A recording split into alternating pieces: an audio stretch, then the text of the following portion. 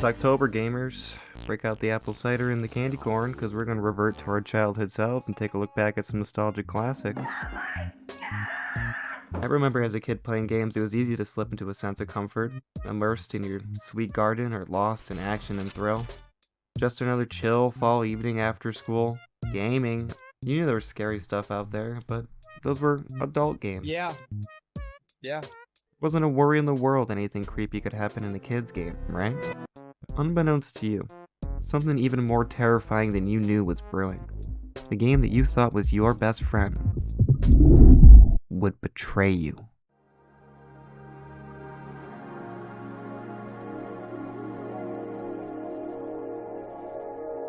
Featuring repressed childhood trauma.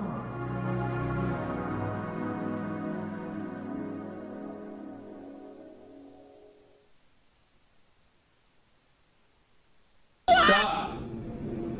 Wait till I ask a question. Are you evil? For yes or no? Stop!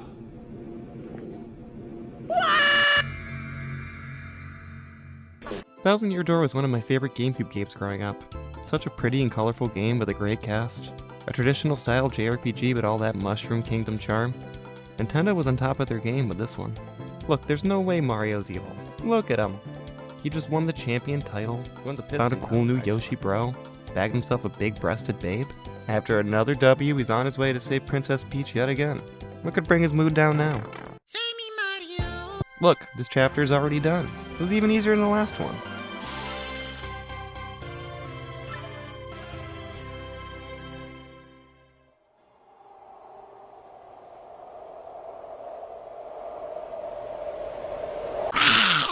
Sorry, that's too scary. If you haven't played this classic, Mario ends up being the victim of stolen identity. So anyway, thanks for the pen. The game felt like it needed to knock your glory down a peg by forcing you to play as an unrecognizable shadow version of yourself. I distinctly remember being a tender age and playing way too late at night, scared to go on and missing my party members. Luckily the chapter's pretty short, and your new girly Vivienne quickly alleviates the pressure with her cute hat. Replaying as an adult, what's actually scary is the haunting of Creepy Steeple. There's a curse gripping Creepy Steeple, and every time that bell rings, another person turns into a pig. The game treats it like a gag, but everyone is miserable. The shopkeeper's wife is openly weeping that the last interaction she had with her husband was an argument, and now, he's a pig too. For a Mario game, this is pretty bleak. The whole community is living in constant fear of a random, irreversible tragedy occurring, and the dick doing it won't even let you win the first time you fight him. It was a brave decision of Nintendo to strip your power so quickly and plunge you in this shitty area. Being voiceless and lost is a deep fear many children have, and it's a fear that upset baby Azarjan again in a completely different game.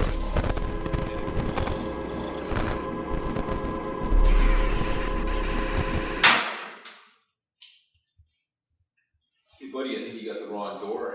The leather club's 2 blocks down. Fuck you. Let me paint you this scene. It's a nice autumn afternoon, fresh from grade school. Now's my chance. I've been enthralled watching my dad play Max Payne for days, and he's finally gone.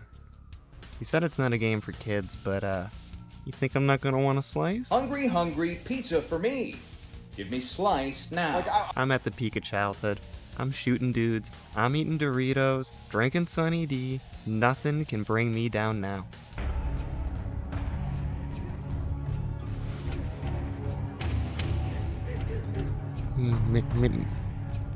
Maybe Dad was right. I've always been scared of video game voids, any sort of creepy, unfilled area that looks like it doesn't belong.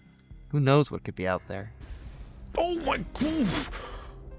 This game was patient zero for that fear. The mood change from sick, nasty Matrix action to helpless horror was startling juxtaposition for a little tot.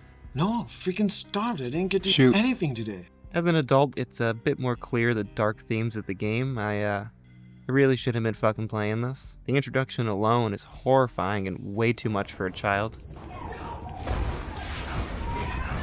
Michelle!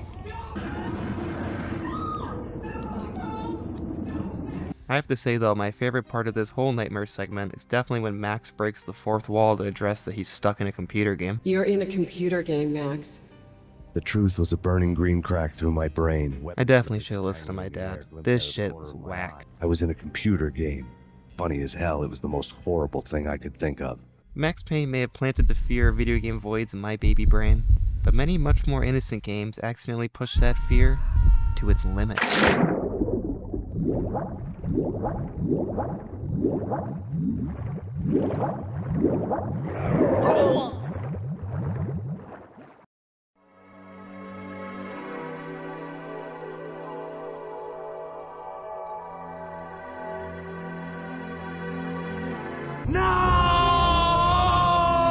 I was always scared of open water. Maybe it was the void, maybe it was because I couldn't swim, maybe even it's because I lost at Marco Polo way too many times. Thankfully, Video Game God heard me and decided, Oh, damn. How is it? so it's time for the rapid jetstream water segment of Big Scary Fish. The classic is obviously Unagi the eel from Mario 64. Did you know that was their name? I didn't. I don't even really like looking at this thing, honestly. It still gives me flashbacks. Ugh. I genuinely had nightmares for months after this segment. Its cousin Eel from Majora's Mask was even worse.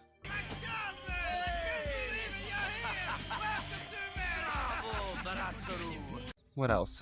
You bet the lurker shark from Jak and Daxter terrified me just as much. I was scared of any body of water for the rest of the game after that. Do you think Banjo Kazooie was safe? Just fun times and the sexy bad Gruntilda ending, right? Nope.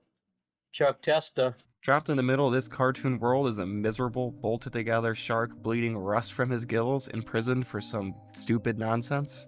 Sound down here is really scary too, for no reason. Who else? What about Jorg from Majora's Mask? I think I might have asked my cousin to do this part for me when I was a kid. I didn't want to go down there.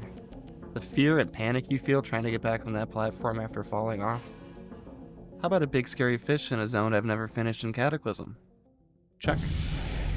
What was it with developers and scary video game water sections? There were so many more. Look, why is this scary-ass monster in my peaceful, cool dolphin game? Starting to think there's something going on behind the game dev scene.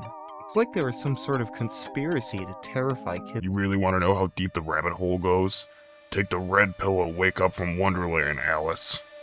Who the hell are you? Some sort of dumb... Dumb? You think this is dumb? This is fact.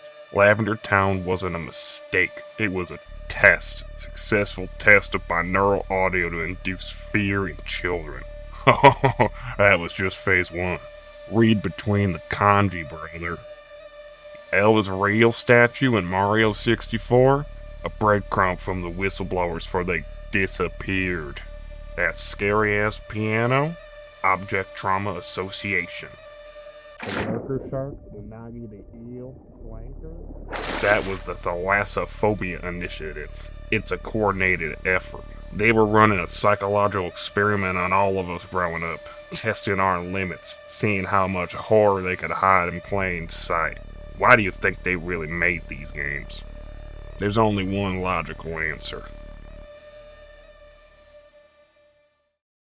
Miyamoto himself was the one really behind the 9/11 terrorist attacks. Fuck you!